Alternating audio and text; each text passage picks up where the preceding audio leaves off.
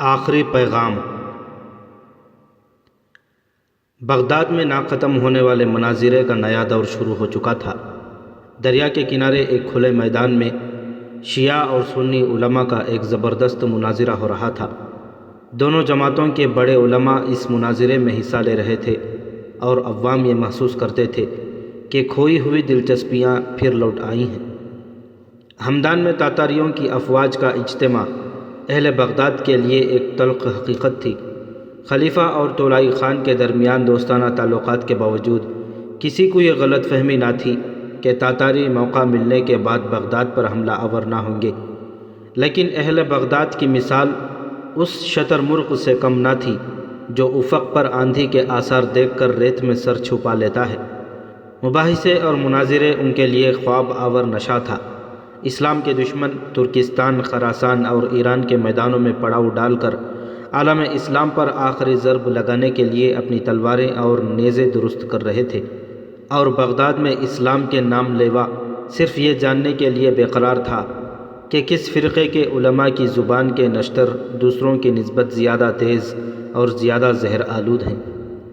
طاہر بن یوسف اور اس کے ساتھیوں نے ان میں سے ایک عارضی زندگی پیدا کی تھی، اور ان کی سرگرمیوں سے ان علماء کا کاروبار کچھ عرصے کے لیے ٹھنڈا پڑ گیا تھا، جو گزشتہ 4 صدیوں سے ایک دوسرے کو جھوٹا اور کافر ثابت کرنا اسلام کی بہت بڑی خدمت سمجھتے تھے، اور ان کی جگہ ان حق پرست علماء نے چھین لی تھی جو خدا اور رسول صلی اللہ علیہ وسلم کے ہر نام لیوا کو تباہی اور بربادی سے بچانا اپنا مذہبی فریضہ سمجھتے تھے۔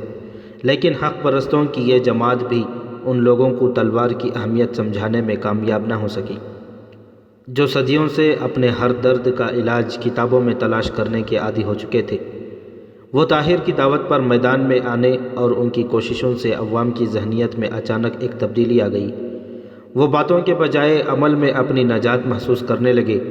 وہ خوارزم شاہ کو اپنا آخری دفاعی حصار سمجھ کر اس کی طرف متوجہ ہوئے، لیکن بدلے ہوئے حالات کے ساتھ جوش و خروش ٹھنڈا پڑ گیا۔ دور دراز سے آئے ہوئے رضاکار مایوس ہو کر لوٹ گئے۔ خلیفہ ان کے حفاظت کا ضامن تھا، اور خلیفہ کے نئے وزیر نے انتہائی دور اندیشی اور تدبر سے کام لے کر تاتاریوں کو اہل بغداد کا محافظ اور دوست بنا دیا تھا۔ ان کی نگاہوں میں اتحاد، تنظیم اور جہاد پر زور دینے والے علماء کی اہمیت کم ہونے لگی، اور وہ پھر اپنے ان رہنماؤں کی طرف متوجہ ہوئے جو ایک کامیاب مناظر بن کر دنیا اور آخرت کی سب سے بڑی سعادت سمجھتے تھے۔ شیعوں اور سنیوں کا یہ مناظرہ بغداد میں علم و عرفان کی بارش کے نزول کے دور ثانی کی ابتدا تھی۔ یہ مناظرے کی تیسری رات تھی۔ آمنے سامنے 2 اسٹیجوں پر شامیانے نصب تھے، اور مناظرے میں حصہ لینے والے علماء کرسیوں پر رونق افروز تھے۔ ان کے سامنے بڑی بڑی میزوں پر کتابوں کے انبار لگے ہوئے تھے۔ روشنی کے لیے دونوں جماعتوں کے رضاکار مشعلیں اٹھائے کھڑے تھے۔ اس کے علاوہ جگہ جگہ فانوس لٹک رہے تھے۔ درمیان میں ثالث کی اسٹیج تھی، اور چاروں اطراف لوگوں کا بے پناہ ہجوم تھا۔ گزشتہ 2 دن مناظرے کے اصول اور قواعد طے کرنے میں مصروف ہوئے تھے۔ دونوں جماعتوں کے علماء نے یہ حلف اٹھایا تھا کہ وہ اشتعال انگیزی سے کام نہیں لیں گے۔ سامعین کا خیال تھا کہ یہ دلچسپی کم از کم 6 ماہ تک ختم نہ ہوگی، اور کسانوں کے سوا اکثر لوگ مناظرے کے اختتام تک موسم میں تبدیلی کے خواہش مند نہ تھے۔ وہ بارہا یہ آزما چکے تھے کہ اگر آندھی یا بارش کی وجہ سے مناظرہ 1 یا 2 دن ملتوی ہو جائے تو مناظرین تازہ دم ہونے کے بعد پھر ابتدا سے بحث شروع کر دیتے ہیں۔ آج شام کے قریب افق مغرب پر سیاہی چھا رہی تھی، لیکن لوگوں کا خیال تھا کہ اس موسم میں آندھی نہیں آ سکتی۔ اس کے علاوہ مناظرہ شروع ہونے سے پہلے ثالث کی درخواست پر لوگ یہ دعا بھی کر چکے تھے کہ آج کی مجلس بخیر و خوبی ختم ہو۔ صفیں آراستہ ہو چکی تھیں، اور دین کے مورچوں میں بیٹھ کر علم کی توپیں گولہ باری کرنے والی تھیں، لیکن آندھی کا ایک تند و تیز جھونکا آیا۔ مشعلیں بجھ گئیں، شامیانوں کی تنابیں ٹوٹ گئیں، اور شامیانوں کے ساتھ لٹکے ہوئے فانوسوں کی بدولت دونوں اسٹیجوں پر آگ لگ گئی۔ علماء بچ کر باہر نکل آئے، لیکن افراتفری میں وہ کئی بیش قیمت کتابیں باہر نکالنے میں کامیاب نہ ہو سکے۔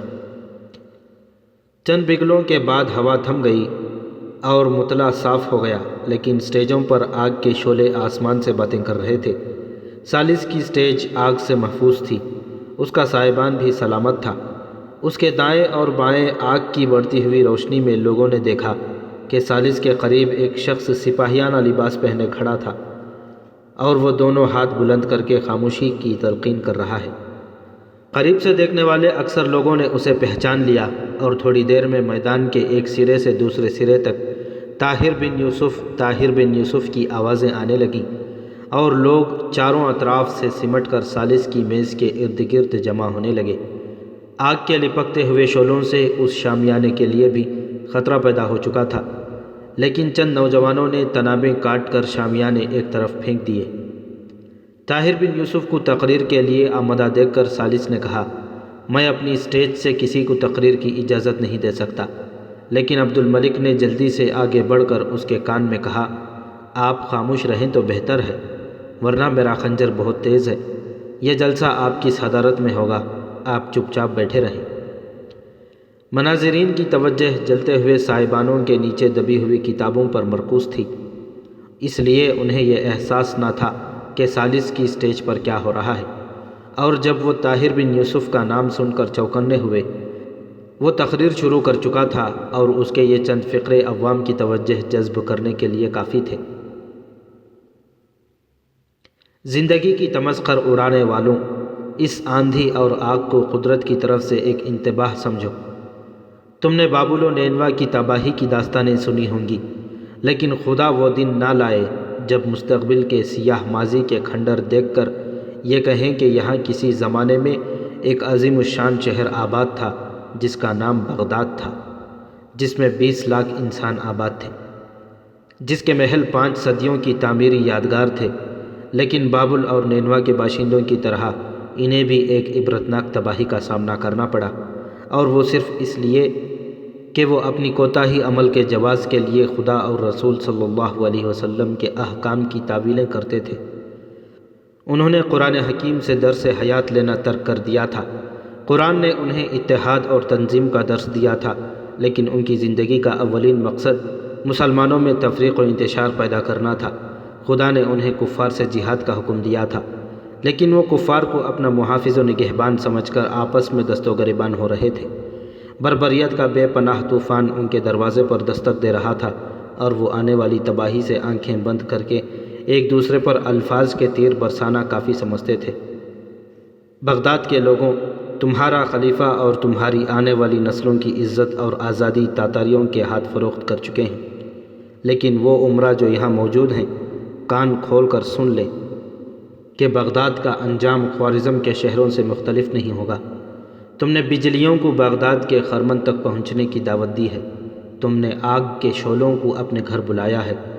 آگ صرف جلانا جانتی ہے، اور یاد رکھو جب وہ جلائے گی تو محلوں اور جھونپڑیوں میں تمیز نہیں کرے گی۔ مسلمانوں، تمہاری تاریخ شاہد ہے کہ آج تک تمہیں کسی کی تلوار مغلوب نہیں کر سکی۔ تمہارے لوہے نے ہر لوہے کو کاٹا ہے، تمہاری مٹھی بھر افواج نے دشمن کی بڑی بڑی افواج کو شکستیں دی ہیں۔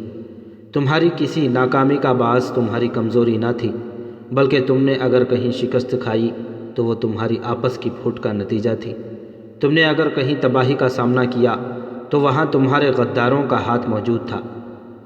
ایک شخص نے بلند آواز میں کہا، کیا جلال الدین کی شکستوں میں بھی کسی غدار کا ہاتھ تھا؟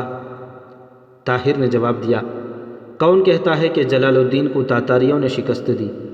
وہ ایک چٹان کی طرح تاتاریوں کے سیلاب کی لہروں کا مقابلہ کرتا رہا، بڑے بڑے طوفان اسے متزلزل نہ کر سکے، لیکن اس چٹان کو نابود کرنے کے لیے تاتاریوں کو عالم اسلام کے معماروں نے اپنے تیشے پیش کیے۔ جلال الدین کو مایوس کر کے تم ایک مددگار کھو بیٹھے ہو۔ وہ بغداد کے دروازوں پر پہرا دے رہا تھا، لیکن اس کی پیٹھ میں چھرا گھونپا گیا۔ اس نے چند برس تاتاریوں کی توجہ اپنی طرف مبذول کر رکھی تاکہ تمہیں تیاری کا موقع مل جائے۔ ترکستان، خراسان اور ایران کے شہروں کا حشر تمہاری آنکھیں کھولنے کے لیے کافی تھا، لیکن تم نے اجتماعی زندگی پر انفرادی موت کو ترجیح دی۔ تم نے اس شخص کے پاؤں پر کلہاڑی ماری جو تمہارے حصے کا بوجھ بھی اپنے کندھوں پر اٹھائے ہوئے تھا۔ بغداد کے لوگوں، تمہاری مرضی سے یا تمہاری مرضی کے خلاف خلیفہ نے تمہارے لیے کانٹے بوئے ہیں۔ تم مستقبل سے پھولوں کی توقع نہ رکھو۔ کیا تم یہ نہیں سوچتے کہ بغداد؟ طاہر نے اپنا فقرہ پورا نہ کیا تھا کہ دریا کے اونچے کنارے کی طرف سے تیروں کی بوچھاڑ شروع ہوئی اور بیک وقت 3 تیر طاہر کی زرہ میں اٹک گئے۔ سٹیج کے آس پاس چند آدمی زخمی ہوئے اور چاروں طرف افراتفری مچ گئی۔ طاہر اپنی جگہ سے جنبش تک نہ کی اور بلند آواز میں کہا، بغداد کے لوگوں، میرا پیغام سن کر جاؤ۔ عبد الملک نے جلدی سے طاہر کو دھکا دے کر سٹیج سے نیچے اتار دیا۔ تیروں کی ایک بوچھاڑ آئی اور سٹیج کے آس پاس چند اور آدمی زخمی ہو گئے۔ اتنی دیر میں طاہر کے کئی عقیدت مند تلواریں سونت کر دریا کے کنارے کی طرف بھاگ رہے تھے اور نہتے لوگ بھی ان کی تقلید کر رہے تھے، لیکن ان کے پہنچنے سے پہلے تیر انداز رفو چکر ہو چکے تھے اور دریا میں چند کشتیاں دوسرے کنارے کا رخ کر رہی تھیں۔ عبد الملک نے چند رضاکاروں کو کنارے پر پہرا دینے کے لیے کہا اور بھاگتا ہوا واپس طاہر کے پاس پہنچا۔ وہ بھاگ گئے، لیکن تم زخمی ہو، چلو یہاں ٹھہرنا ٹھیک نہیں۔ لیکن طاہر نے اپنی زرہ میں اٹکے ہوئے 2 تیر نکال کر پھینک دیے اور کہا، یہ زخم بہت معمولی ہیں، تیسرا تیر تم نکال دو، لیکن خون چند قطرے کوئی بڑا نقصان نہیں، جلدی کرو، میں چند باتیں کہنا ضروری سمجھتا ہوں۔ عبد الملک نے تیر نکالتے ہوئے کہا، تمہاری مرضی، لیکن یہ وہ مردے نہیں جو سورہ اسرافیل سے جاگ اٹھے۔ طاہر پھر ایک بار سٹیج پر کھڑا ہو گیا۔ لوگ خاموش ہو گئے۔ اس نے کہا، بغداد کے لوگوں، کیا تم یہ نہیں سوچتے کہ تمہاری غداری کی وجہ سے خوارزم کے لاکھوں شہیدوں کا خون رائیگاں جائے گا؟ یتیموں کی آہیں اور بیواؤں کے آنسو بے اثر ثابت ہوں گے۔ یاد رکھو، بغداد کے وہ لوگ جنہوں نے خوارزم شاہ کے ساتھ غداری کی ہے، قوم کے وہ مجرم ہیں جنہیں قدرت کبھی معاف نہیں کرے گی۔ قدرت کے فیصلے اٹل ہیں، شاید میری دعائیں انہیں بدل سکیں، لیکن اگر تم صرف زندہ ہی رہنا چاہتے ہو تو بھی تمہیں یہ مشورہ دیتا ہوں کہ تم بغداد کو چھوڑ کر کہیں دور چلے جاؤ۔ وہ شہر جس کے اندر اتنے غدار اور بدتنیت لوگ ہوں، قدرت کے انتقام سے نہیں بچ سکتا۔ میرا مشورہ شاید ان لوگوں کے لیے قابل قبول نہ ہو جو تاتاریوں سے ملت فروشی کی قیمت وصول کر چکے ہیں، لیکن عوام سے میں یہ کہوں گا کہ وہ یہاں نہ رہیں۔ تمہارے علماء کی فتنہ پروری، امراء کی غداری اور خلیفہ کی عاقبیت نا اندیشی کے باعث بغداد زمین کے سینے پر ایک ناسور بن چکا ہے، اور قدرت جب جراحی پر آمدہ ہوتی ہے تو اس کا تیر اور بے رحم نشتر گندے خون کے ساتھ صاف خون بھی نکال دیتا ہے۔ یہ مت سمجھو کہ تمہارے خلیفہ کی روحانیت تمہاری حفاظت کی ضامن ہے، اور تاتاری چونکہ خدا اور رسول صلی اللہ علیہ وسلم کے منکر ہیں، اس لیے تمہارے جیسے نام و نہاد مسلمانوں پر بھی غالب نہیں آ سکتے۔ خدا اور رسول صلی اللہ علیہ وسلم کی حمایت صرف ان کے لیے ہے جو ان کے احکام کی تعمیل کرتے ہیں۔ تاتاری کافر ہیں، لیکن وہ مسلمان ہونے کا دعویٰ نہیں کرتے۔ تم مسلمان ہونے کا دعویٰ کرتے ہو، لیکن عملی طور پر تم خدا اور رسول صلی اللہ علیہ وسلم کے احکام سے منکر ہو۔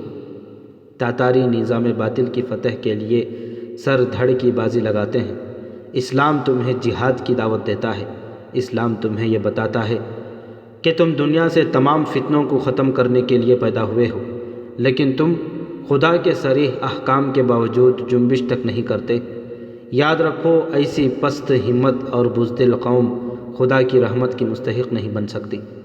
تم اسلاف کی امانت کا بوجھ اٹھانے کے قابل نہیں۔ یہ سمجھو کہ تم مٹ جاؤ گے تو اسلام بھی مٹ جائے گا۔ نہیں، خدا اپنے دین کا بول بالا کرنے کے لیے کسی اور قوم کو منتخب کر لے گا۔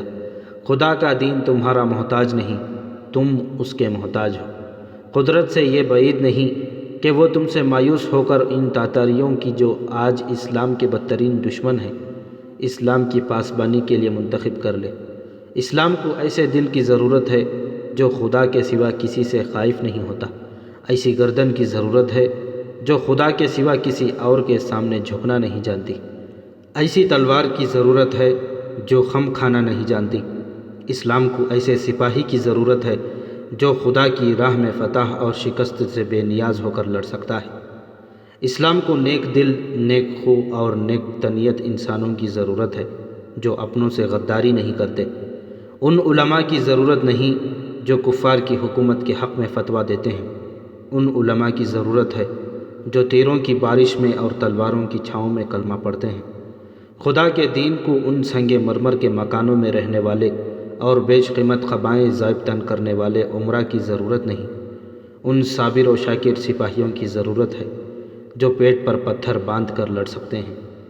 بغداد کے لوگوں، تمہارے لیے دو راستے ہیں، ایک یہ کہ تم اپنی پچھلی کوتاہیوں سے توبہ کر کے مستقبل کی فکر کرو اور آنے والی مصیبت کے مقابلے کے لیے متحد ہو جاؤ، لیکن یہ تم اس وقت تک نہیں کر سکتے جب تک تم بغداد کی گلی کوچوں کو غداروں اور تفریقہ بازوں کے وجود سے پاک نہیں کر دیتے۔ تمہارے لیے دوسرا راستہ یہ ہے کہ تم اس شہر کو چھوڑ کر کہیں چلے جاؤ، اس پر خدا کا قہر نازل ہونے والا ہے۔ میں دیکھ رہا ہوں کہ دجلہ کا پانی تمہارے خون سے سرخ ہونے والا ہے اور تاتاری تمہاری کھوپڑیوں سے اپنی فتح کی یادگار تعمیر کرنے والے ہیں۔ یہ شہر وحشت اور بربریت کا وہ دور دیکھنے والا ہے جو آج تک کسی نے نہیں دیکھا۔ شاید بغداد کی تباہی کے سامنے بابل اور نینوا کی تباہی کی داستانیں بھی ماند پڑ جائیں گی۔ اس تقریر کے اختتام کے ساتھ میں بغداد میں اپنا آخری فرض پورا کرتا ہوں۔ اس کے بعد تم مجھے نہیں دیکھو گے، اور یہ اس لیے نہیں کہ میں خطرے سے بھاگ رہا ہوں، بلکہ اس لیے کہ میں خودکشی کرنے والوں کا ساتھ دینے کے بجائے ان لوگوں کا ساتھ دینا بہتر سمجھتا ہوں جو زندہ رہنا چاہتے ہیں۔ میں اس لیے جا رہا ہوں کہ تم میری ضرورت محسوس نہیں کرتے، لیکن اگر مجھے یہ معلوم ہوا کہ تم میں زندہ رہنے کی خواہش پیدا ہو رہی ہے اور تم بغداد کو غداروں کے وجود سے پاک کرنے کے لیے تیار ہو اور تاتاریوں کی حفاظت میں زندہ رہنے پر موت کو ترجیح دیتے ہو، تو میں عزت کی موت میں تمہارا ساتھ دے سکتا ہوں، ذلت کی زندگی میں تمہارا ساتھ دینے کے لیے تیار نہیں۔ خدا حافظ۔ مناظرین نے اطمینان کا سانس لیا اور طاہر سٹیج سے اتر کر عبد الملک اور چند نوجوانوں کے ساتھ تاریکی میں غائب ہو گیا۔ عبد الملک ایک دن پہلے اپنے بچوں کو بغداد سے روانہ کر چکا تھا۔ 15-20 اور نوجوانوں کی جماعت شہر سے باہر ایک مقام پر ان کے لیے گھوڑے لیے کھڑی تھی۔ جلسہ گاہ سے نکل کر عبد الملک نے کہا، اگر آپ زخموں کی وجہ سے سفر کرنا تکلیف دہ سمجھتے ہوں تو ابھی تک چند پناہ گاہیں ایسی ہیں جن تک حکومت کے سپاہی نہیں پہنچ سکتے۔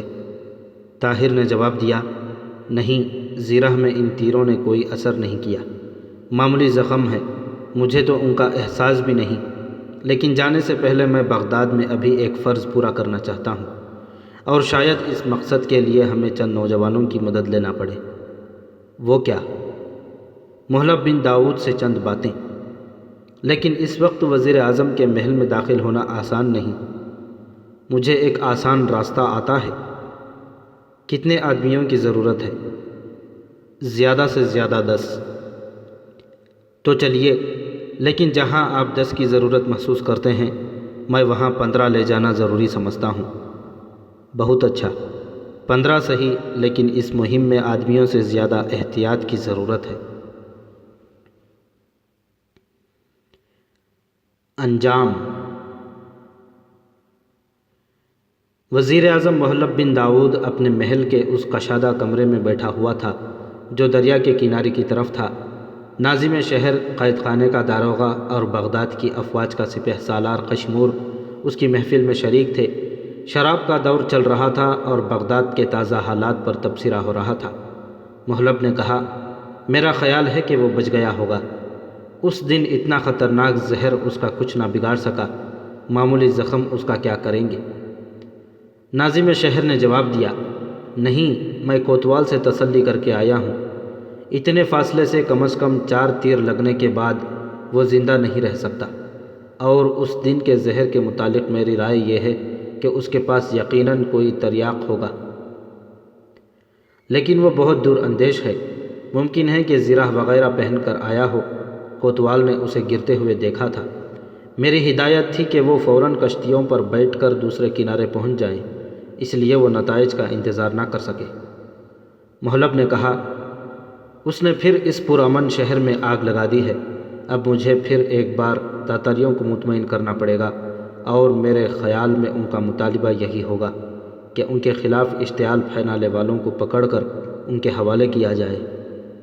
داروغہ نے کہا، اس کے سوا ہمارے لیے کوئی اور راستہ بھی نہیں۔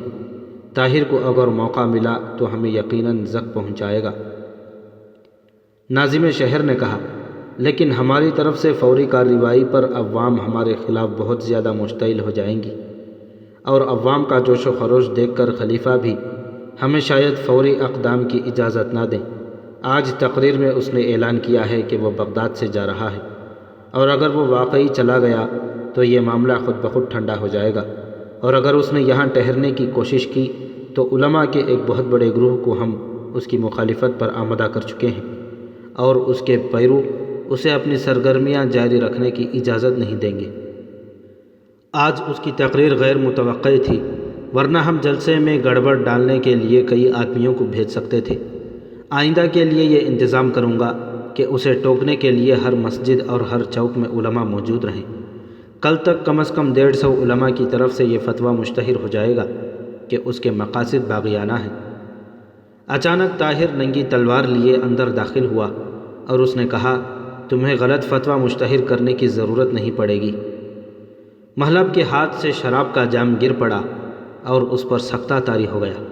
قشمور نے جلدی سے اٹھ کر تلوار کے قبضے کی طرف ہاتھ بڑھایا، لیکن طاہر نے بجلی کی سی تیزی سے اپنی تلوار کی نوک اس کے سینے پر رکھتے ہوئے کہا، بیٹھ جاؤ۔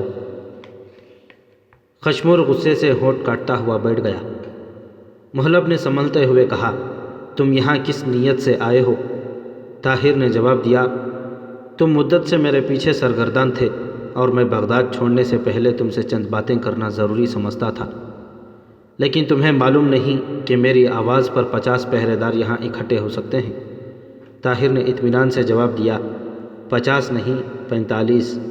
5 دریا کے کنارے اونگ رہے تھے، وہ ہمارے قبضے میں ہیں، اور تم نے دوسروں کو آواز دی تو تمہاری آواز آخری ثابت ہوگی۔ عبد الملک کے ساتھ 5 اور نوجوان تلواریں لیے کمرے میں داخل ہوئے۔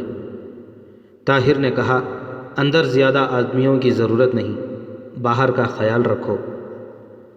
عبد الملک کے اشارے پر 2 نوجوان باہر نکل گئے اور باقی 3 ناظم شہر، قشمور اور داروغہ کے سروں پر کھڑے ہو گئے۔ طاہر نے کہا، اٹھیے۔ محلب نے خوف سے کانپتے ہوئے کہا، کیا چاہتے ہو؟ طاہر نے جواب دیا، میں کہہ چکا ہوں کہ میں چند باتیں کرنا چاہتا ہوں۔ میں تمہارا ہر مطالبہ ماننے کو تیار ہوں، کہو کیا چاہتے ہو؟ صرف یہ کہ تم سب ہمارے ساتھ چلو۔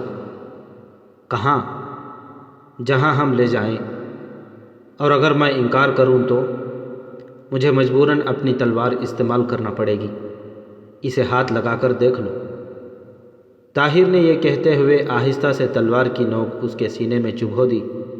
نہیں نہیں، خدا کے لیے مجھ پر رحم کرو، میں وعدہ کرتا ہوں کہ بغداد چھوڑ کر چلا جاؤں گا۔ مجھے تمہارے وعدوں پر یقین نہیں، اور اسی لیے میں تمہیں اپنے ساتھ لے جانا چاہتا ہوں۔ کہاں؟ بغداد سے دور کسی ایسے مقام پر جہاں سے لوٹ کر تم پھر یہاں نہ آ سکو گے۔ تو وعدہ کرو کہ مجھے قتل نہیں کرو گے۔ طاہر نے کہا، اگر میں وعدہ کروں تو تمہیں یقین آ جائے گا۔ میں جانتا ہوں کہ تم جھوٹا وعدہ نہیں کر سکتے۔ عبد الملک نے کہا، بغداد کے مناظر سن سن کر اسے بحث کی عادت پڑ گئی ہے، اس کا علاج میں جانتا ہوں۔ طاہر کو ایک طرف ہٹا کر عبد الملک نے اپنی تلوار کی نوک محلب کی گردن پر رکھ کر آہستہ سے دباتے ہوئے کہا، اٹھتے ہو یا؟ محلب نے گھبرا کر کہا، خدا کے لیے مجھ پر رحم کرو، میں چلتا ہوں۔ آہستہ بولو، عبد الملک نے اسے ڈانٹتے ہوئے کہا۔ قشمور نے دوبارہ تلوار کے قبضے کی طرف ہاتھ بڑھانے کی کوشش کی، لیکن طاہر نے تیزی سے آگے بڑھ کر اس کے پیٹ پر تلوار کی نوک رکھ دی، اور اس کے ساتھی نے اس کے نیام سے تلوار نکال لی۔ قشمور نے کہا، بہادر کسی کے ہتھیار چھین کر اس پر حملہ نہیں کیا کرتے۔ طاہر نے کہا، تم اطمینان رکھو، تمہیں اپنی تلوار کے جوہر دکھانے کا موقع بھی مل جائے گا۔ اگر تم یہ وعدہ کرتے ہو تو میں تمہارے ساتھ چلنے کے لیے تیار ہوں۔ میں وعدہ کرتا ہوں اور تمہیں یہ بھی یقین دلاتا ہوں کہ تمہاری تلوار کے مقابلے کے لیے ہماری طرف سے بھی ایک ہی تلوار ہوگی۔ قشمور نے کہا، تو چلو۔ طاہر ناظم شہر اور داروغہ کی طرف بھی متوجہ ہوا، اٹھو، تمہاری بھی ضرورت ہے۔ محلب اور اس کے ساتھی اپنی پسلیوں پر تلواروں کی تیز نوک کا دباؤ محسوس کرتے ہوئے کمرے سے باہر نکلے۔ طاہر کے باقی 8-10 ساتھیوں نے جو ابھی تک باہر کھڑے تھے انہیں اپنے گھیرے میں لے لیا۔ دریا کے کنارے 2 کشتیاں کھڑی تھیں۔ طاہر کے ساتھی محلب کی سیر کے تمام کشتیوں کے رسے کاٹ کر انہیں دریا میں دھکیل چکے تھے۔ ایک کشتی میں 5 پہرے دار جنہیں انہوں نے دریا کے کنارے نیم خوابی کی حالت میں دبوچا تھا رسیوں میں جکڑے ہوئے پڑے تھے۔ طاہر نے محلب کو کشتی میں سوار ہونے کا اشارہ کیا اور وہ اس کے اشارے سے زیادہ عبد الملک کی تلوار کی نوک سے مجبور ہو کر کشتی پر سوار ہو گیا۔ قشمور، ناظم اور داروغہ نے اس کی تقلید کی۔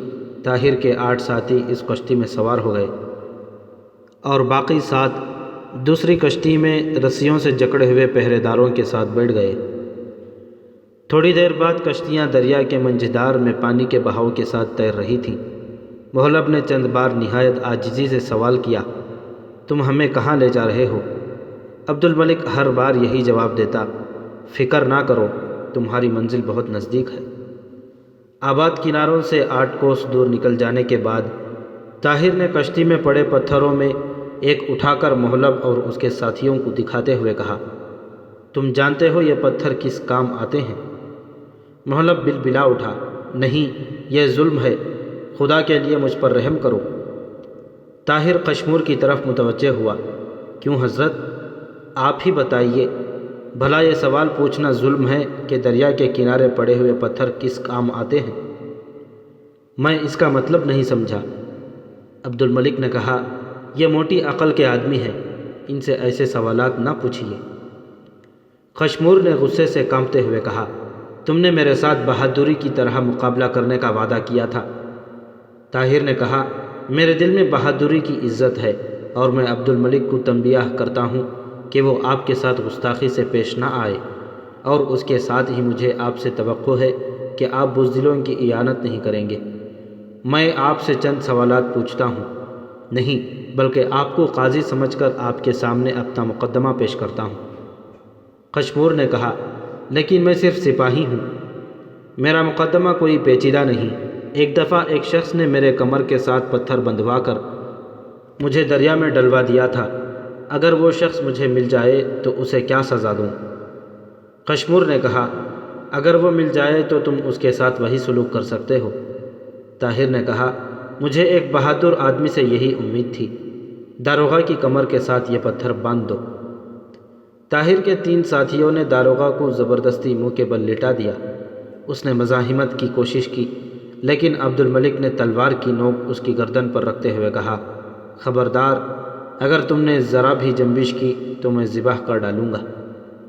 جب اس کی کمر کے ساتھ پتھر باندھا جا رہا تھا تو محلب نے اٹھ کر دریا میں چھلانگ لگانے کی کوشش کی، لیکن طاہر نے بائیں ہاتھ سے اس کی کنپٹی پر ایک مکہ رسید کیا اور وہ تیورا کر کشتی میں گر پڑا۔ ناظم شہر نے بھی اٹھنے کی کوشش کی، لیکن طاہر کے ایک ساتھی نے پیچھے سے اس کے گلے میں رسا ڈال کر اسے پیٹھ کے بل کشتی میں گرا دیا۔ تھوڑی دیر کی جدوجہد کے بعد ناظم شہر اور محلب کی پیٹھ پر بھی پتھر باندھ دیے گئے۔ محلب عبد الملک کی دھمکیوں کی پرواہ کرتے ہوئے چلا چلا کر یہ کہہ رہا تھا کہ میرا پتھر ان دونوں سے بھاری ہے، یہ مجھ سے بہتر تیراک ہیں، خدا کے لیے مجھے چھوڑ دو، میں تمہیں 1 لاکھ اشرفی دینے کے لیے تیار ہوں۔ طاہر نے کہا، نہیں نہیں، قریباً اسلامی دنیا کی تباہی کے لیے یہ معاوضہ بہت تھوڑا ہے، میں تمہیں 2 لاکھ دیتا ہوں، مجھے چھوڑ دو۔ طاہر نے کہا، لیکن اس رقم سے تو ہم خوارزم کا ایک اجڑا ہوا شہر بھی دوبارہ نہیں بسا سکتے۔ میں تمہیں 5 لاکھ دیتا ہوں، اس سے زیادہ میرے پاس نہیں۔ لیکن تمہارا باپ شاید ایک غریب آدمی تھا، تم نے اتنی دولت کہاں سے جمع کر لی؟ میرے خیال میں تم جان بچانے کے لیے جھوٹ کہہ رہے ہو۔ نہیں، خدا کی قسم میں جھوٹ نہیں کہتا، میرے پاس 5 لاکھ اشرفیاں اور اتنی مالیت کے جواہرات بھی ہیں، مجھے چھوڑ دو، میں یہ تمام دولت تمہیں دینے کے لیے تیار ہوں۔ اس کا مطلب یہ ہے کہ تم نے بغداد کے لوگوں سے رشوت کا مال جمع کیا ہے؟ نہیں، خدا کی قسم میں نے رشوت نہیں لی۔ تو پھر یہ دولت کہاں سے آئی؟ میں نے تاتاریوں سے حاصل کی تھی۔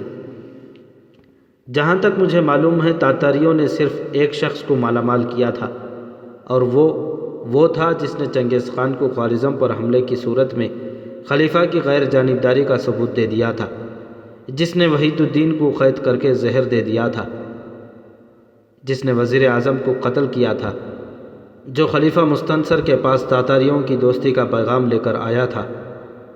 طاہر نے جواب دیا، میں جانتا ہوں کہ تمہاری موت کے باوجود بغداد پر جو تباہی آنے والی ہے وہ آ کر رہے گی۔ بغداد میں منافقوں اور غداروں کی تعداد تمہارے سر کے بالوں سے بھی زیادہ ہے، لیکن بغداد کی تباہی کے اسباب پیدا کرنے کے بعد تاتاریوں سے انعام حاصل کرنے والے تم نہیں کوئی اور ہوگا۔ تم نے تاتاریوں کے لیے بغداد کے دروازے کھولے ہیں، لیکن ان کی تلواروں کے سائے میں مسلمانوں پر حکومت کرنے والے غدار تمہارے خاندان سے نہیں، کسی اور خاندان سے ہوں گے۔ ناظم شہر نے کہا، تمہیں زہر دینے اور دریا میں پھینکنے کی سازش میں میرا کوئی ہاتھ نہیں تھا۔ طاہر نے کہا، تو پھر تمہیں یہ کیسے معلوم ہوا کہ میرے خلاف ایسی سازش کی گئی ہے؟ مجھے داروغہ نے بتایا تھا۔ داروغہ نے کہا، بزدل مت بنو، ہمارے بغیر تمہارا دل اس دنیا میں کیسے لگے گا؟ طاہر نے کہا، اب تم یہ فیصلہ کر لو کہ خود دریا میں کودنا پسند کرو گے یا ہم تمہارے ہاتھ پاؤں پکڑ کر دریا میں پھینک دیں۔ داروغہ نے کہا، ہم پر اگر کوئی احسان کرنا چاہتے ہو تو یہ ہو سکتا ہے کہ ہمیں ایک ساتھ کودنے کا موقع دو۔ طاہر نے کہا، مجھے منظور ہے، میں آخری وقت میں تمہارے ساتھ زبردستی نہیں کرنا چاہتا، اور پھر یہ پتھر وزن میں اس پتھر سے زیادہ نہیں جس کا بوجھ اٹھا کر میں نے دریا عبور کیا تھا۔ ناظم نے کہا، لیکن ہم تیراک نہیں، تو اس صورت میں ہمیں تم کو زبردستی پانی میں پھینکنے کی تکلیف اٹھانا پڑے گی۔ عبد الملک، پہلے محلب کی باری ہے۔ داروغہ نے اپنے ساتھیوں سے کہا، اگر ایک ایک کر کے ہمیں پانی میں دھکیلا گیا تو ہمارا ڈوب جانا یقینی ہے۔ اگر اکٹھے کودو تو میں تمہیں سہارا دینے کا وعدہ کرتا ہوں۔ یہ پتھر بہت معمولی ہے اور میں اس سے زیادہ بوجھ اٹھا کر دریا عبور کر سکتا ہوں۔ طاہر اور اس کے ساتھی داروغہ کی اس احسار پر حیران تھے، کیونکہ جسمانی لحاظ سے وہ اپنے ساتھیوں کی نسبت زیادہ نحیف تھا، تاہم انہیں اطمینان تھا کہ اتنا بوجھ اٹھا کر کوئی بھی کنارے تک نہیں پہنچ سکے گا۔ داروغہ نے کہا، آپ ہمیں ایک ساتھ کودنے کی اجازت دیتے ہیں؟ طاہر نے کہا، مجھے کوئی اعتراض نہیں۔ داروغہ اٹھ کر کشتی کے سرے پر کھڑا ہو گیا، کہنے لگا، میں جا رہا ہوں، اگر تمہیں میری مدد کی ضرورت ہے تو میرے ساتھ آؤ، ورنہ میں پیچھے مڑ کر نہیں دیکھوں گا۔ ناظم اور محلب جھٹ اٹھ کر اس کے قریب کھڑے ہو گئے۔ داروغہ نے بازو پھیلا کر کہا، اپنی گردنیں میری بغل میں دے لو، میں تمہیں منجدار سے نکال لوں گا، اور اس کے بعد جو تمہاری قسمت۔ ڈوبتے کو تنکے کا سہارا۔ ناظم اور محلب نے اپنی تقدیر داروغہ کے سپرد کر دی۔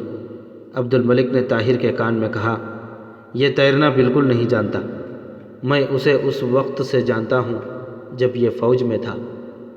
طاہر نے کہا، مجھے معلوم ہے، ایک تیراک اس قدر بے وقوف نہیں ہو سکتا۔ تینوں تھوڑی دیر تذبذب کی حالت میں کشتی کے سرے پر کھڑے رہے۔ بالآخر طاہر کے ساتھیوں نے انہیں تلواروں سے ہانک کر دریا میں کودنے پر مجبور کر دیا۔ مجھے چھوڑ دو، تم تیرنا نہیں جانتے، جھوٹے فریبی دغا باز مکار، ہمیں چھوڑ دو۔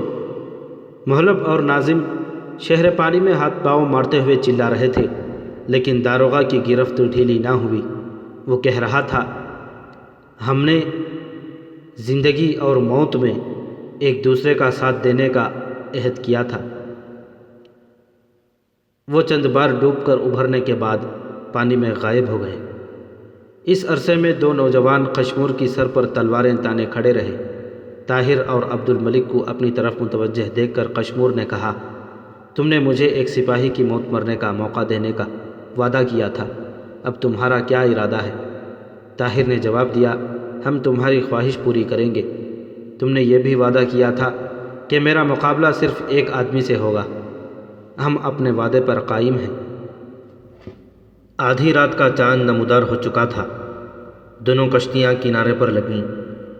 طاہر نے اپنے دو ساتھیوں کو دوسری کشتی میں پڑے ہوئے 5 اسیروں پر پہرا دینے کے لیے کہا، اور اس کے باقی ساتھی اس کی ہدایت کے مطابق کشتیوں سے اتر کر کنارے اور پانی کے درمیان ریت کے ایک چھوٹے سے ٹاپو پر کھڑے ہو گئے۔ اس کے بعد عبد الملک اور طاہر نے قشمور کو تلواروں کے پہرے میں کشتی سے اتارا۔ جب ان کے ساتھیوں نے قشمور کے گرد دائرہ بنا لیا تو طاہر نے اس کی چھینی ہوئی تلوار واپس دینے کا حکم دیا۔ عبد الملک نے طاہر کے کان میں کہا، تیروں سے زخمی ہونے کے بعد تمہارا بہت سا خون ضائع ہو چکا ہے، اس لیے مجھے اس سے تیغ آزمائی کی اجازت دو۔ طاہر نے جواب دیا، صفیہ کی شہادت کے بعد میں نے ایک عہد کیا تھا اور میں اسے پورا کرنا چاہتا ہوں۔ تم میری فکر نہ کرو، میں بالکل ٹھیک ہوں۔ عبد الملک نے بہت اصرار کیا۔ جب وہ دبی زبان سے ایک دوسرے کو سمجھانے کے بجائے بلند آواز میں بحث کرنے لگے تو قشمور نے کہا، میرے مقابلے کے لیے کسی ایسے شخص کو سامنے آنا چاہیے جو میرا ہم پلہ ہو۔ بدقسمتی سے تم دونوں میں سے کوئی میرا ہم رتبہ نہیں، تاہم میں طاہر کو ترجیح دیتا ہوں۔ طاہر نے عبد الملک کو ایک طرف دھکیلتے ہوئے نیام سے تلوار نکال لی اور کہا، تیار ہو جاؤ۔ قشمور نے تلوار کو جنبش دیتے ہوئے اطمینان سے جواب دیا، میں تیار ہوں۔ رات کی خاموشی میں تلواروں کی جھنکار سنائی دینے لگی۔ تھوڑی دیر تیز و تند حملے کرنے کے بعد قشمور مغلوب ہو کر پیچھے ہٹنے لگا۔ طاہر نے کہا، پانی میں کودنے کے ارادے سے پیچھے ہٹنے کی کوشش نہ کرو، میں نے تمہیں بہادروں کی طرح لڑنے کا موقع دینے کا وعدہ کیا تھا، بھاگنے کا موقع دینے کا وعدہ نہیں کیا تھا۔ قشمور نے کہا، تو تمہارے نزدیک میری سزا موت کے سوا کچھ نہیں۔ طاہر نے کہا، تمہیں اپنی موت کا یقین ہو چکا ہے؟ ہاں، اب میں یہ محسوس کرتا ہوں کہ تمہارے زخموں کے متعلق میرا اندازہ صحیح نہ تھا۔ میں نے عبد الملک کی بجائے تمہیں مقابلے کے لیے منتخب کرنے میں غلطی کی ہے۔ تم اس غلطی کی تلافی کر سکتے ہو۔ وہ کیسے؟ ہتھیار ڈال کر۔ طاہر کو ڈھیلا ہوتا دیکھ کر قشمور نے اچانک پینترا بدلا اور اس پر پے در پے کئی وار کر دیے۔ ایک بار اس کی تلوار ہوا میں سنسناہٹ پیدا کرتی ہوئی اس کے سر کے اوپر سے گزر گئی۔ طاہر نے نیچے جھک کر اپنی گردن بچاتے ہوئے اس پر اچانک ایک سیدھا وار کر دیا۔ قشمور تیورا کر زمین پر گرا۔ طاہر کی تلوار اس کے پیٹ سے آر پار ہو چکی تھی۔ طاہر نے جھک کر اس کے دامن سے تلوار پہنچتے ہوئے عبد الملک کی طرف دیکھا اور کہا، اگر یہ توبہ کر لیتا تو میں یقیناً اسے چھوڑ دیتا، لیکن اس نے مجھے باتوں میں لگا کر خیال کیا کہ میں بے پرواہ ہو گیا ہوں۔ عبد الملک نے کہا، چلیے اب دیر ہو رہی ہے، میرے خیال میں یہ دونوں کشتیاں پانی میں دھکیل دیں اور قیدیوں کو وہیں رہنے دیں۔ صبح تک یہ کشتیاں کافی دور نکل جائیں گی، اور جب تک کوئی قیدیوں کو نکال کر ان کی سرگزشت پوچھے گا ہم بہت دور جا چکے ہوں گے۔ طاہر نے سوال کیا، ہمارے گھوڑے یہاں سے کتنی دور ہیں؟ عبد الملک نے جواب دیا، کوئی آدھ کوس کے فاصلے پر۔ عبد الملک کی ہدایات کے مطابق بغداد سے اس کے چند دوست ایک دن قبل اس سرائے میں پہنچ چکے تھے جہاں وہ خوارزم شاہ کے 150 سپاہیوں کو ٹھہرا گیا تھا۔ عبد الملک کی بیوی اور 2 بچے بھی، جن میں سے ایک 8 سالہ لڑکا اور دوسری 5 سالہ لڑکی تھی، اس جگہ پہنچ چکے تھے۔ تیسرے دن شام کے وقت طاہر اور عبد الملک 20 سواروں کے ساتھ اس جگہ پہنچ گئے اور چوتھے دن الصبح اس قافلے نے ہندوستان کا رخ کیا۔ چند دنوں کے بعد جب وہ چھوٹی چھوٹی پہاڑیوں سے گزر رہے تھے تو طاہر نے ایک بلند ٹیلے پر پہنچ کر گھوڑا روکا اور شمال کے بلند پہاڑوں کی طرف دیکھنے لگا۔ وہ تصور میں ایک ندی کے کنارے پتھروں کا وہ انبار دیکھ رہا تھا جس کے نیچے صفیہ دائمی نیند سو رہی تھی۔ عبد الملک نے گھوڑا روک کر کچھ دیر اس کا انتظار کیا اور بالآخر بولا، طاہر کیا سوچ رہے ہو؟ طاہر نے چونک کر اس کی طرف دیکھا۔ اس کی آنکھوں میں آنسو چھلک رہے تھے۔ عبد الملک نے مغموم لہجے میں کہا، چلو قافلہ دور جا چکا ہے۔ طاہر نے گھوڑے کو ایڑ لگاتے ہوئے کہا، عبد الملک، میں سوچتا ہوں کہ بغداد سے اس درجے مایوس ہونے میں ہم نے غلطی تو نہیں کی۔ عبد الملک نے جواب دیا، نہیں، میرے خیال میں ہم نے بغداد کے لوگوں سے اتنی بڑی توقعات وابستہ کرنے میں غلطی کی تھی۔ کیا یہ ممکن ہے کہ وہ شہر جو صفیہ جیسی لڑکیاں پیدا کر سکتا ہے ہمیشہ کے لیے ختم ہو جائے؟ جس شہر میں محلب جیسے ہزاروں انسان موجود ہوں اسے تباہی سے کوئی نہیں بچا سکتا۔ صفیہ نے تو ایسے شہر کی مٹی میں دفن ہونا بھی قبول نہیں کیا جس پر خدا کا قہر نازل ہونے والا ہے۔ عبد الملک، ہم اپنے فرض سے بھاگ تو نہیں رہے؟ نہیں، ہم وہاں جا رہے ہیں جہاں ہمیں فرض بلا رہا ہے۔ مجھے یقین ہے کہ ہندوستان میں رہ کر ہم قوم کی کوئی صحیح خدمت کر سکیں گے۔ سلطان التمش کو ہماری تلواروں کی ضرورت ہے۔ بغداد میں ہم اپنا فرض پورا کر چکے ہیں۔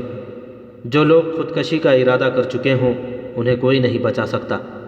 جب ایک ایسی قوم کو جو طوفان میں غرق ہونے کا ارادہ کر چکی تھی، نوح علیہ السلام جیسے جلیل القدر پیغمبر بھی تباہی سے نہ بچا سکے، تو ہم کون ہیں؟ ہم نے اہل بغداد کو ان کے راستے کی محیب گڑھے دکھانے کی کوشش کی، لیکن وہ آنکھیں بند کر کے چلنے پر مصر ہیں، تو اس میں ہمارا کیا قصور؟ خوارزم کے شہر ان کے سامنے ایک ایک کر کے تباہ ہوئے، لیکن قدرت کی طرف سے بار بار تنبیہ کے باوجود انہوں نے عبرت حاصل نہیں کی۔ اہل بغداد تنزل کی اس آخری گہرائی تک پہنچ چکے ہیں جہاں سے انہیں اٹھانا کسی انسان کا کام نہیں۔ جس بستی کے ہر 5 آدمیوں میں سے ایک غدار ہو، اسے تباہی سے کون بچا سکتا ہے؟ ایک قوم کو تباہ کرنے کے لیے مہلب جیسا ایک آدمی کافی ہوتا ہے، اور بغداد میں تو ہزاروں مہلب موجود ہیں۔ طاہر نے کہا، بغداد کی تباہی کے آثار مستعصم کی تخت نشینی کے ساتھ مکمل ہو جائیں گے۔ میں نے سنا ہے کہ اسے شراب، عورتوں کے ناچ اور راگ کے سوا کسی شے کا شوق نہیں۔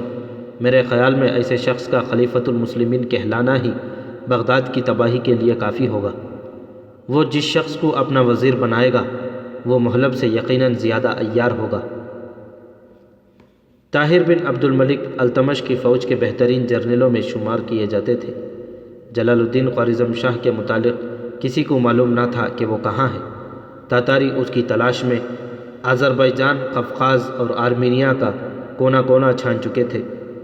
ان کی طرف سے بارہا اس کی موت کا اعلان ہو چکا تھا، لیکن دنیا یہ ماننے کے لیے تیار نہ تھی۔ وقت گزرتا گیا، طاہر عزت اور شہرت کے آخری زینے پر پہنچ چکے تھے۔ دنیا کی کوئی نعمت ایسی نہ تھی جو اسے میسر نہ تھی۔ ثریا کی محبت اس کے لیے گھر کی 4 دیواری کو خلد بریم بنانے کے لیے کافی تھی۔ بڑھاپے میں اس کے 3 بیٹے تیغ زنی اور دوسرے فنون حرب میں نام پیدا کر چکے تھے۔ ثریا کا بھائی اسماعیل تجارت کے میدان میں اپنا نام پیدا کر چکا تھا۔ عبد الملک کا مکان طاہر کے مکان کے ساتھ تھا، اور اس کے لڑکے بھی فوج میں اعلیٰ عہدوں پر فائز تھے۔ مبارک اور طاہر کے باقی تمام ساتھی فارغ البالی سے زندگی کے دن گزر رہے تھے۔ دہلی میں ہزاروں افراد ایسے تھے جن کے لیے طاہر کی زندگی قابل رشک تھی، لیکن طاہر کو ایک خلش ہمیشہ بے چین رکھتی، اور یہ بغداد کی یاد تھی۔ ماضی کا غبار اس کی نگاہوں سے بغداد کو اوجھل نہ کر سکا۔ دہلی میں 15 سال فوجی اور سیاسی خدمات سر انجام دینے کے بعد وہ اپنی زندگی اسلام کی تبلیغ کے لیے وقف کر چکا تھا، اور عبد الملک ہر میدان میں اس کا ساتھ دینے کا عزم کر چکا تھا۔ ہندوستان کے غیر مسلموں کو خدا کی دین کی دعوت دینے کے بعد انہیں ایک روحانی تسکین حاصل ہوتی، لیکن جب کبھی کسی مجلس میں یا اجتماع میں تقریر کرتے ہوئے طاہر کو بغداد کا خیال آتا تو وہ جلدی سے تقریر ختم کر کے کسی گوشہ تنہائی میں جا بیٹھتا اور پہروں سوچتا رہتا۔ وہ بار بار اپنے دل میں کہتا، کاش میں اس شہر کو تباہی سے بچا سکتا۔ وہ اپنے آپ کو کوستا۔ عبد الملک آ کر اسے تسلی دیتا اور کہتا، طاہر، تمہاری وجہ سے ہندوستان کے کئی ہزار انسان کلمہ پڑھ چکے ہیں، اور ابھی کروڑوں انسانوں کے پاس خدا کا پیغام پہنچانے کی ضرورت ہے۔ اب بغداد کے متعلق سوچنے سے کوئی فائدہ نہیں۔ بغداد کی زمین بنجر ہے، اس لیے وہاں تم نیکی کے درخت کا بیج نہ اگا سکے۔ ہندوستان کی زمین زرخیز ہے، یہاں ہمیں اپنی محنت کا پھل مل رہا ہے۔ تم درست کہتے ہو۔ طاہر یہ کہہ کر اٹھتا اور پھر کام شروع کر دیتا۔ 28 برس گزر گئے، اور ان 28 برسوں میں زمانہ کئی بار کروٹیں بدل چکا تھا۔ ایران میں چنگیز خان کا پوتا ہلاکو خان حکمران تھا، اور بغداد میں مستعصم کی خلافت کا 3را سال تھا۔ تاتاری بغداد پر حملے کی تیاریاں کر رہے تھے۔ خلیفہ کے وزیر ابن القمی نے ہلاکو خان کے ساتھ ساز باز کر کے خلیفہ کو یہ مشورہ دیا کہ علم اور روحانیت کے اس مرکز میں 3 لاکھ فوج کی کیا ضرورت ہے؟ یہ خزانے پر ایک غیر ضروری بوجھ ہے۔ چنانچہ بغداد میں چند ہزار سپاہیوں کے سوا باقی تمام فوج کو دائمی رخصت دی جا چکی تھی۔ دوسری طرف بزرگان قوم اور علماء دین کی یہ حالت تھی کہ ان کے مناظرے اب ختم ہونے کا نام ہی نہ لیتے۔ شیعہ سنی کی بحث اب مکمل خانہ جنگی کی صورت اختیار کر چکی تھی۔ شہر کے امراء میں حکومت کے تنخواہ داروں کی نسبت تاتاریوں سے اپنے ضمیر اور قوم کی عزت کی قیمت وصول کرنے والوں کی تعداد کہیں زیادہ تھی۔ خلیفہ کے ہاتھ میں شراب کا جام تھا اور اس کی مسند کے سامنے عورتیں رقص کر رہی تھیں۔ قاصد نے اطلاع دی کہ ہلاکو خان بغداد کے قریب پہنچ چکا ہے۔ خلیفہ کے ہاتھ سے شراب کا جام چھوٹ گیا اور اس کی سفید قبا پر دھبے پڑ گئے۔ ہلاکو خان آندھی اور بلا کی طرح نازل ہوا اور بغداد نے وہ تباہی دیکھی جس کے سامنے بابل اور نینوا کی داستانیں ہیج ہیں۔ 20 لاکھ انسانوں میں سے صرف 4 لاکھ انسان اپنی جانیں بچا کر بھاگنے میں کامیاب ہوئے۔ دجلہ کا پانی خون سے سرخ ہو رہا تھا۔ کتب خانوں، درسگاہوں اور مکانوں میں آگ کے شعلے آسمان سے باتیں کر رہے تھے۔ شہر کے وہ کہنا مشق مناظر جو برسوں سے ایک دوسرے کو کافر بنا رہے تھے، وہ امراء اور علماء جو برسوں کی غداری کا آخری انعام حاصل کرنا چاہتے تھے، اور وہ خلیفہ جس نے مسند پر بیٹھ کر خدا کے دین کا مذاق اڑایا تھا، بڑی بڑی قیمتی تحائف لے کر ہلاکو خان کی خدمت میں حاضر ہوئے، لیکن کسی کو زندہ لوٹنا نصیب نہ ہوا۔ خلافت عباسیہ کے آخری چشم و چراغ کو قتل کرنے کے بجائے نمدے میں لپیٹ کر ہاتھی کے پاؤں کے نیچے ڈالا گیا۔ جب ہلاکو خان کو یہ شک ہوا کہ بعض لوگ زمیندوز پناہ گاہوں میں چھپ کر اس کی تلوار اور آگ سے بچ گئے ہیں، تو اس نے دریا کا بند توڑوا دیا، اور ہلاکو خان کی واپسی کے بعد بغداد میں چیلوں اور کتوں کے سوا اور کوئی جاندار موجود نہ تھا۔ بغداد کا قصہ ماضی بن چکا تھا۔ اہل بغداد اپنی کھیتی کا پھل کاٹ چکے تھے۔